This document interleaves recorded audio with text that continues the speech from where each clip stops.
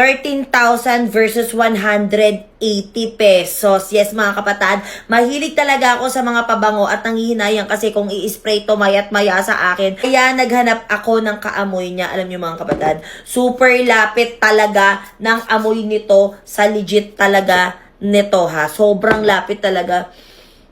Bango. Kaya kapag lalabas ako mga kapatid, syempre nakakapanghinayang kung pupunta ka lang naman ng grocery, kung pupunta ka lang naman ng palengke, tapos ipang-i-spray mo tong worth 13,000 na to, di ba? Kaya bumili talaga ako ng kaamoy at promise mga kapatid, parang walang pinagkaiba halos. Oo, syempre iba pa rin yung iba pa rin yung amoy nito, pero halos magkaparehas lang din talaga siya. At the same time, alam mo niya, proven and tested ko na to. Actually, marami akong iba't ibang scent pa sa brand na to. Kasi nga gusto ko kahit nasa bahay ako, nagpapabango ako. At syempre, hindi naman pwedeng mayat-maya gamitin mo yung mga ganitong presyo na pabango sa bahay lang, di ba? So, kung gusto mo na ganito, ilalagay ko sa yellow basket. Promise, magkaamoy lang talaga halos sila. Ang dami kong nakikita sa comment section at sinasabi nila na itong si Ella daw may kumakalat na video na nag-audition daw dito sa Manix Management. So sinasabi nila scripted lang daw, hindi naman daw talaga totoong girlfriend ni Saidi si Ella. So bakit hindi natin siya tanungin mismo? Saktong-sakto nandito na siya. Ella? Ano? Oh, parang galit ka naman Hindi, agad. Huwag ka naman magalit agad sa akin. May tatanong lang ako sa'yo. Oo, kasi ang dami nagsasabi dito sa comment section na ikaw daw hindi naman talaga totoong girlfriend ni Saidi kasi nag-audition ka lang daw dito. Totoo ba yun? Oo, totoong nag-audition ako. Natural, gagawa ko ng paraan para mahanap si Zaidi. Oh, so ibig sabihin, ginawa mo talagang mag-audition para lang mapansin ka kasi 'di ba sabi mo hindi ka kinokontak ni Saidi? Oo, talaga. Sinadya kong mag-audition. Ay hindi, may mga kaibigan naman dito si Saidi. Sabi mo, kakilala ka naman din nila. Bakit yun ang hindi mo? Hindi nga sila makontak. Ay, hindi ka rin nila sinasagot? Oo, hindi nila ako sinasagot sa mga tawag, text, ganun. Kaya syempre, gagawa ako ng paraan para bumalik sa akin si Zaidi, no? Parang sa akin naman ikaw nagagalit. Sa akin ka ba nagagalit? Hindi. Ay, hindi naman. Pero, pag nandiyan ka, nagulat naman ako sa'yo.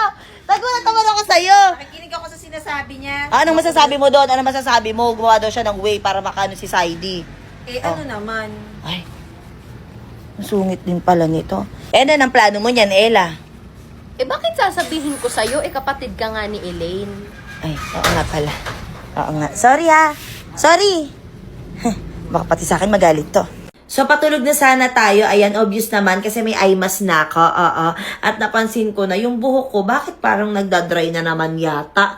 Bakit parang ganun na naman? Diba? Kaya kailangan na natin ulit siya lagyan ng hair treatment. At syempre, lagi ko naman sinasabi sa inyo na ito yung ginagamit ko kapag nararamdaman ko na nagda-dry at nagkakaroon na rin ako ng frizzy hair. Actually, pwede mo tong gamitin ng basa o tuyuman yung buhok mo. Syempre, meron din tong available na shampoo at conditioner. After mong gamitin yon, maglalagay ka ng ganito at ibababad mo siya sa hair mo tapos babanlawan mo kung yun yung trip mo. Pero ako kasi most of the time, ang ginagawa ko ngayon is binababad ko siya sa hair ko na dry. Yes, katulad yan, dry yung buhok mo. Tapos magpapump lang ako dito ng 1, 2, 3. 3 pumps lang para sa ganyan. Minsan pino-4 ko siya pag bet ko talagang marami. Para sa ganito, kakapal at ganito kahabang hair. At kinakalat ko lang siya evenly. Ayan, nilalagay ko lang siyang ganyan. Tapos, ayan, papatuyuin ko na siyang ganyan. Katulad niya, matutulog na ako overnight yan para bukas pagkaligo ko. Carry na.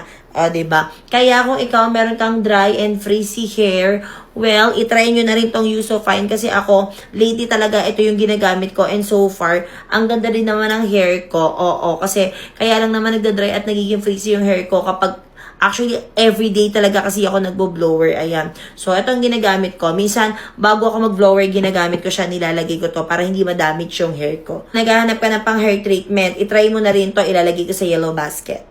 Ano daw yung reaction ko about dito sa pag-amin ni Saidi na girlfriend talaga niya si Ella up until now? Well, syempre, as a ate talaga, ano ba yung unang magiging reaction ng ate pag nalaman mong nasaktan yung kapatid mo? Do hindi pa naman din talaga sila, wala pang official na sila, nandiligaw pa lang naman din si Saidi. Pero syempre, parang feeling ko kasi lahat ng sinabi ni Saidi na pangako kay Elaine or lahat ng binitawang salita ni Saidi kay Elaine ay puro kasinungalingan lang din. Kaya kahit sino naman maiinis at magagalit sa ginawa ni Saidi, di ba? Even ikaw, kahit si Mama, sobrang naiinis din sa ginawa ni Saidi. Hindi naman namin makakailan na si Elaine is talagang nasaktan talaga siya. Actually, kinausap ako ni Saidi, gusto niyang tulungan ko siya na makapagbati siya kay Elaine. Pero kasi pinag-iisipan ko din, hindi naman dahil sa kung bias ako or so what. Syempre, ate pa rin ako ni Elaine. At gusto kong irespeto kung ano man yung nararamdaman niya. Like, katulad ngayon, nasasaktan siya, di ba? So, kailangan niya talagang matutunan yung mga ganitong bagay na hindi sa lahat ng pagkakataon na ang love is puro happiness lang.